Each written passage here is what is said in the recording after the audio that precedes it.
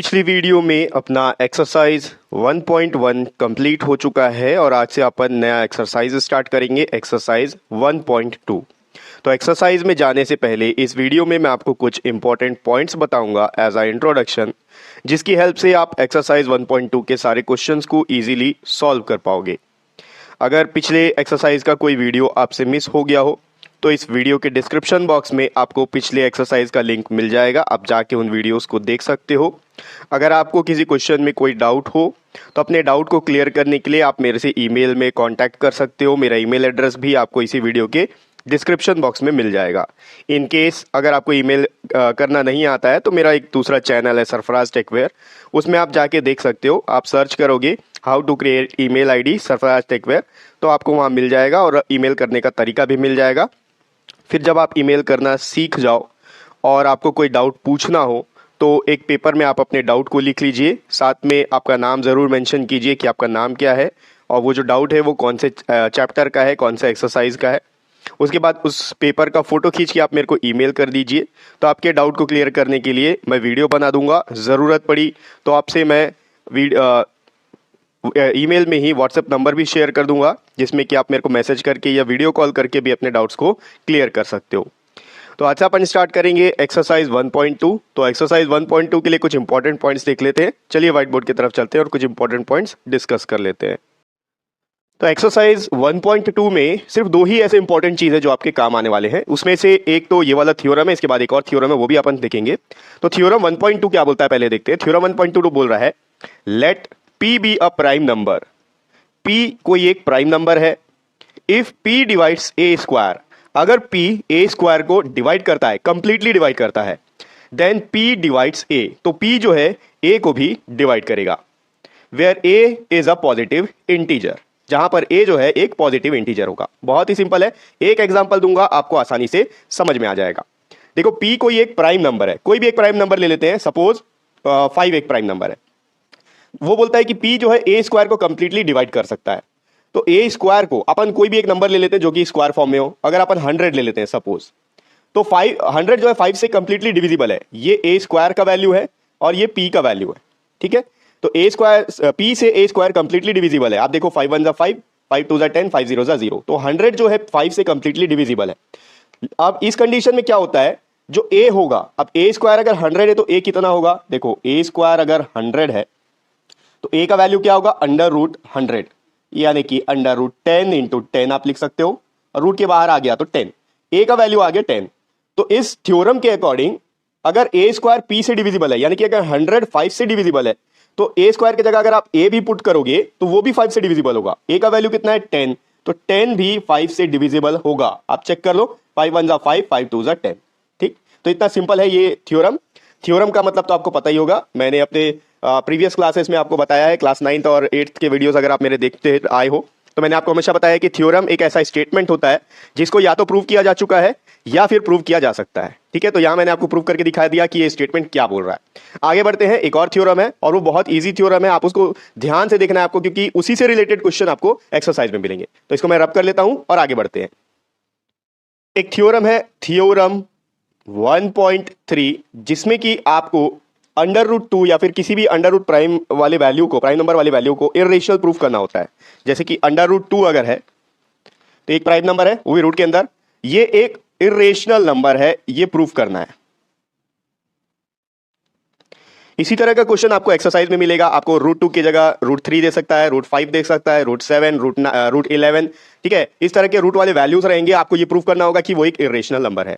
अभी तक आप क्लास 9th में ये पढ़ते आए हो कि इस तरह के नंबर को इर्रेशनल नंबर बोला जाता है, जो कि रूट में हो और प्राइम नंबर हो। तो वो परफेक्ट स्क्वायर नहीं होना चाहिए। अगर परफेक्ट स्क्वायर है तो रेशनल नंबर हो जाता है। जैसे कि 4 एक परफेक्ट स्क्वायर है, क्योंकि अगर इसको अंडर रूट में लिखोगे तो इसके बाहर आके 2 बन जाता है। तो 2 तो एक रेशनल नंबर है, क्योंकि हम 2 को P/Q के फॉर्म में लिख सकते हैं, 2/1 के फॉर्म में लिख सकते हैं।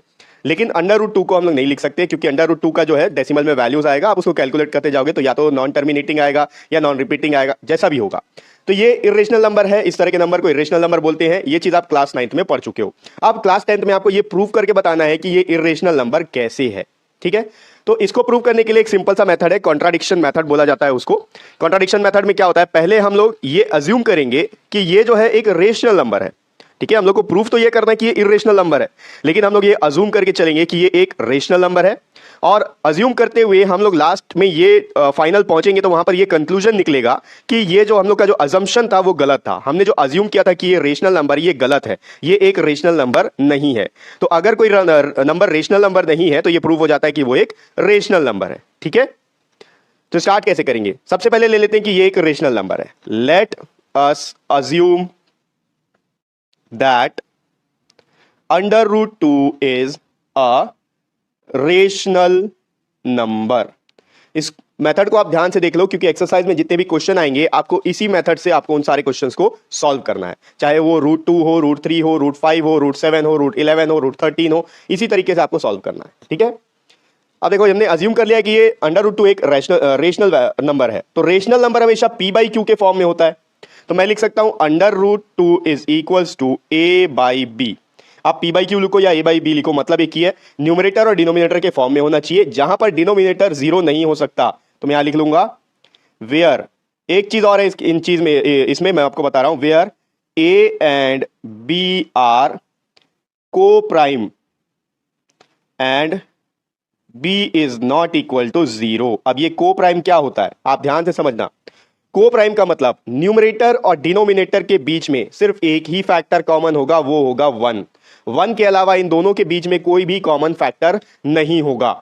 जैसे कि एग्जांपल लेते हैं 2/3, क्या ये दोनों एक दूसरे को काट सकते हैं? नहीं काट सकते, लेकिन फिर भी इन दोनों के बीच में एक चीज कॉमन है, एक फैक्टर कॉमन है। क्या कॉमन है? वो है 1। अगर आप 2 into 1 और 3 into 1 लिख लो तो ऊपर भी 1 आ गया, नीचे भी 1 आ गया। आप लिख लो 4/5, यहां पर भी 4 और 5 एक दूसरे को नहीं काट सकते, कंप्लीटली डिविजिबल नहीं है, तो इनके बीच में क्या कॉमन है? 1 कॉमन आएगा। ठीक है, 5 into 1 तो 5 ही होता है, 4 into 1 4 ही होता है। दोनों के न्यूमरेटर और डिनोमिनेटर को देखोगे तो सिर्फ 1 कॉमन है। तो ऐसे न्यूमरेटर और डिनोमिनेटर या ऐसे दो नंबर जिनके बीच में सिर्फ 1 कॉमन आता है, सिर्फ एक ही फैक्टर है उनके बीच में कॉमन, वो है 1, उसको को प्राइम बोला जाता है। ये बहुत इंपॉर्टेंट चीज है। अगर आप को प्राइम समझ गए कि को प्राइम क्या होता है तो आप इस पूरे मेथड को बहुत ही आसानी से सॉल्व कर पाओगे, आसानी से समझ पाओगे। ठीक है, तो को प्राइम आपको समझ लेना है, ऐसे दो नंबर्स जिनके बीच में सिर्फ 1 जो है वो कॉमन होता है और कुछ भी कॉमन नहीं आता उनके फैक्टर्स में से। ठीक है, अब आगे बढ़ते हैं।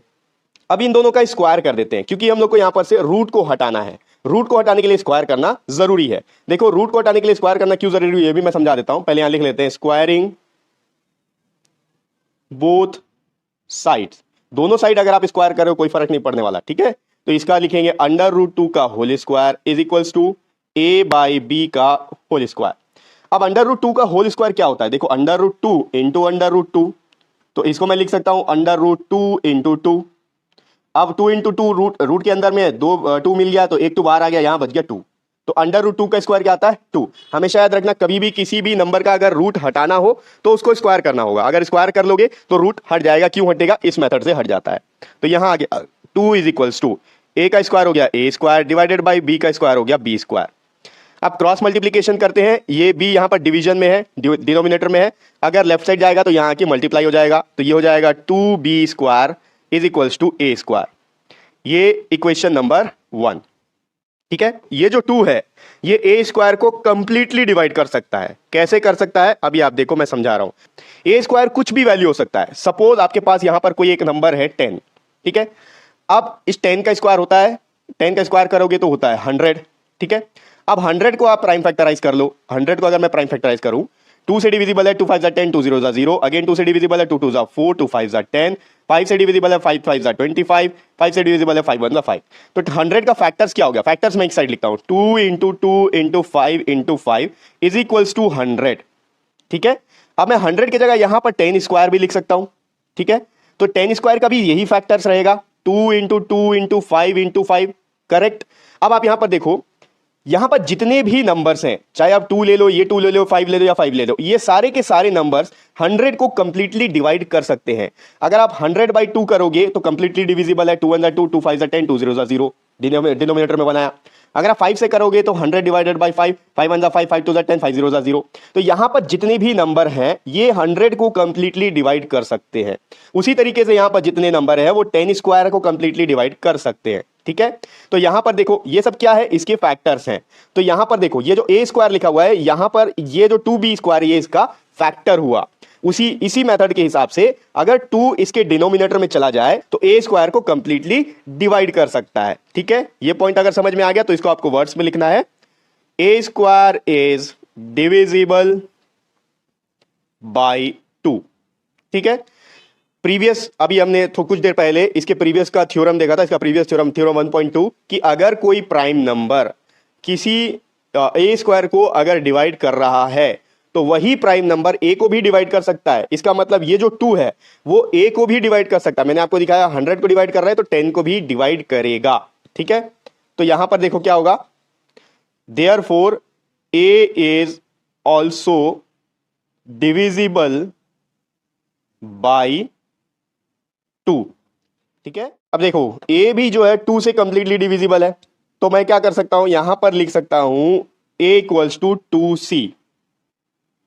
अब ये इक्वल टू 2c मैं कैसे लिख लिया, c जो है कोई भी एक नंबर है, 1 2 3 4 कुछ भी हो सकता है।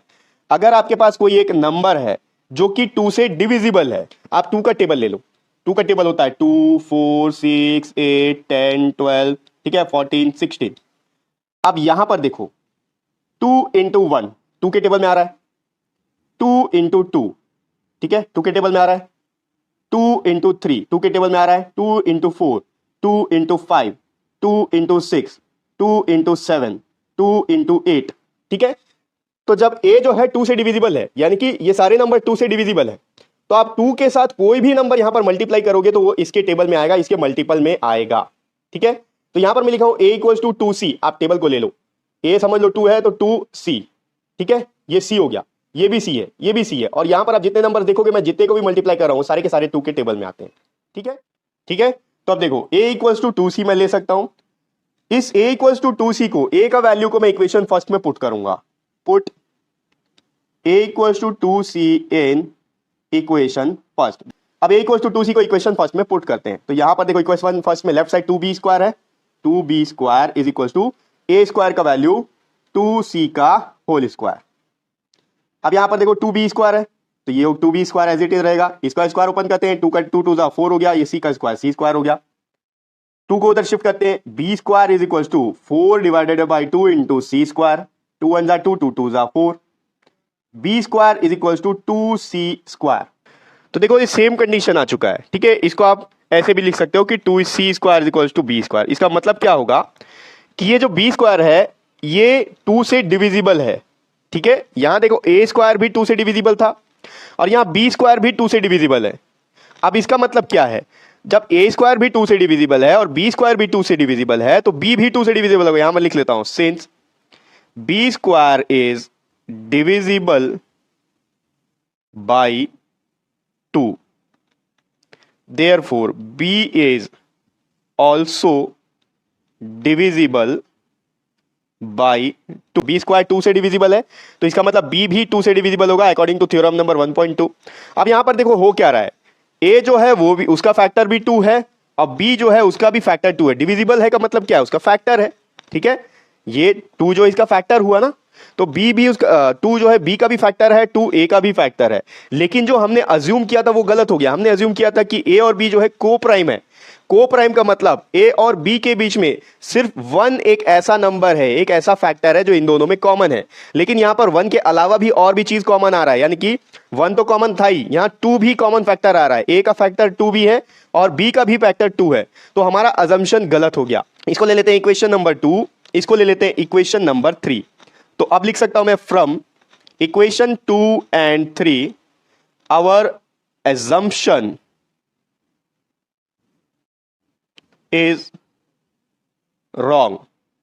ठीक है, हमारा assumption गलत हो गया। हमने क्या अज्यूम किया था कि let under root 2 is a rational number. अब अगर वो गलत हो गया है तो क्या हो गया, अंडर रूट 2 है वो रेशनल नंबर नहीं होगा। अगर रेशनल नंबर नहीं है तो इसका मतलब क्या हो गया, hence we can say that hence under root 2 is a irrational number.